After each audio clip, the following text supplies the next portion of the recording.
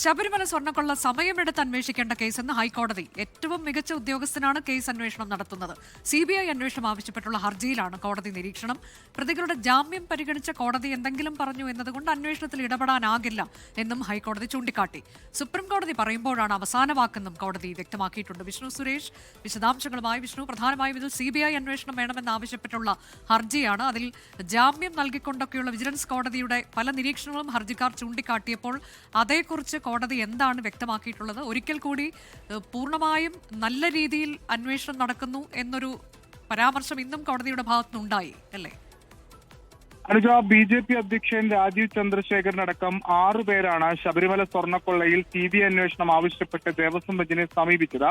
നേരത്തെ ഒക്കെ ഈ ഹർജി പരിഗണിക്കുന്ന ഘട്ടത്തിൽ അതിനൊരൽപ്പം സമയം കൂടി നൽകൂ എന്ന് ദേവസ്വം ബെഞ്ച് പറയുകയായിരുന്നു. ഇന്നും അത് ആവർത്തിച്ചു. ഇന്ന് ഹർജിക്കാർ ചൂണ്ടിക്കാണിച്ച ഒരു പ്രധാനപ്പെട്ട കാര്യം ഈ പ്രതികളുടെ, പ്രത്യേകിച്ച് തന്ത്രിയുടെ ജാമ്യ ഉത്തരവുമായി ബന്ധപ്പെട്ട് കൊല്ലം വിജിലൻസ് കോടതി നടത്തിയ പരാമർശങ്ങളാണ്. പക്ഷേ ദേവസ്വം ബെഞ്ച് വ്യക്തമാക്കുന്നത് ജാമ്യം നൽകുന്ന കോടതി അത്തരത്തിൽ പരാമർശം നടത്തിയിട്ടുണ്ടാകാം, അത് സ്വാഭാവികമാണ്. പക്ഷേ അതൊരു അവസാന വാക്കായി മാറുന്നത് സുപ്രീം കോടതി, അത്തരത്തിലൊരു അവസാന വാക്ക് സുപ്രീം കോടതിയാണ്. നിലവിൽ അന്വേഷണം നടത്തുന്നത് മികച്ച അന്വേഷണ ഉദ്യോഗസ്ഥനാണ്. ഇതൊരു കേവലം കേസല്ല, വളരെ വിശദമായ അന്വേഷണം നടത്തേണ്ടതാണ്. ഇതിൽ ശാസ്ത്രീയ പരിശോധനാ ഫലം നിർണായകമാണ്.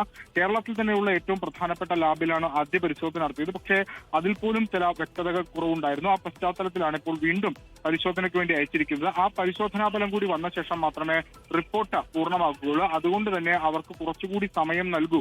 ആ അന്വേഷണത്തിൽ ഹൈക്കോടതിക്ക് ഇടപെടാനാകില്ല. അന്വേഷണ സംഘത്തെ മോണിറ്റർ ചെയ്യാൻ വേണ്ടിയുള്ള ഉത്തരവാദിത്തമാണ് ഹൈക്കോടതിക്കുള്ളത്. അത് കോടതി കൃത്യമായി ചെയ്യുന്നുണ്ട് എന്ന് ഹർജിക്കാരോട് പറഞ്ഞു. ഹർജി അടുത്ത ആഴ്ച വീണ്ടും പരിഗണിക്കും. അനുജ, അതാണ് ശബരിമല സ്വർണ്ണക്കൊള്ളയുമായി ബന്ധപ്പെട്ട SIT അന്വേഷണം. അത് മികച്ച ഉദ്യോഗസ്ഥരാണ് അതിന്റെ മേൽനോട്ട ചുമതല വഹിക്കുന്നത്. ഒപ്പം തന്നെ ജാമ്യം നൽകിക്കൊണ്ടൊക്കെയുള്ള വിജിലൻസ് കോടതിയുടെ നിരീക്ഷണങ്ങൾ, അതേക്കുറിച്ച് കൂടി കോടതി ഇന്ന് പരാമർശങ്ങൾ നടത്തുകയുണ്ടായി. ലോകത്തെവിടെയായാലും ഏത് സമയത്തും 24 വാർത്തകളും ഓഗ്മെന്റഡ് റിയാലിറ്റി പാക്കേജുകളും എക്സ്പ്ലെയിനറുകളും വിശദമായി കാണാൻ ഞങ്ങളുടെ YouTube ചാനൽ നിങ്ങൾക്ക് സബ്സ്ക്രൈബ് ചെയ്യാം.